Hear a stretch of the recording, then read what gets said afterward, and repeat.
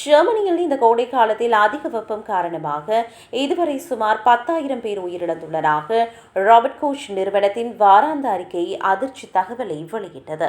2016ஆம் ஆண்டுக்கு பின்னர் இந்த அளவுக்கு உயிரிழப்புகள் பதிவாவது இதுவே முதன்முறையாகும். ஜூலை 19ஆம் தேதி நிலவரப்படி கடுமையான வெப்பநிலை காரணமாக 9,800 பேர் உயிரிழந்ததாக ராபர்ட் கோச் மதிப்பிட்டுள்ளது. கடந்த 10 ஆண்டுகளில் அதிகபட்சமாக 2018ஆம் ஆண்டு முழுவதிலும் சுமார் 8,900 பேர் உயிரிழந்ததே இதுவரை உச்சமாக இருந்தது.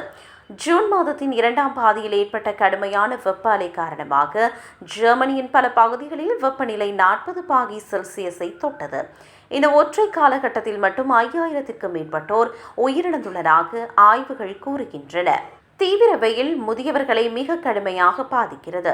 குறிப்பாக உயிரிழந்தவர்களில் 7,880 பேர் 75 வயதுக்கு மேற்பட்டவர்கள் ஆவர். மேலும் வயதானவர்களில் பெண்களின் விகிதாசாரம் அதிகம் இருப்பதால் ஆண்களை விட பெண்களே அதிக அளவில் பாதிக்கப்பட்டுள்ளனர்.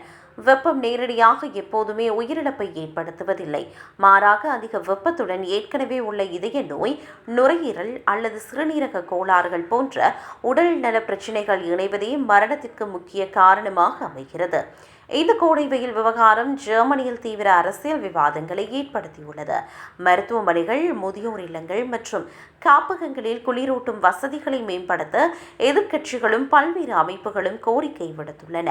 ஆனால் பல பராமரிப்பு மையங்கள் தற்போதைய வெப்ப அலைகளை சமாளிக்க போதுமானதாக இல்லாமல் இருப்பதாக மருத்துவ நிபுணர்கள் கவலை வெளியிட்டனர்.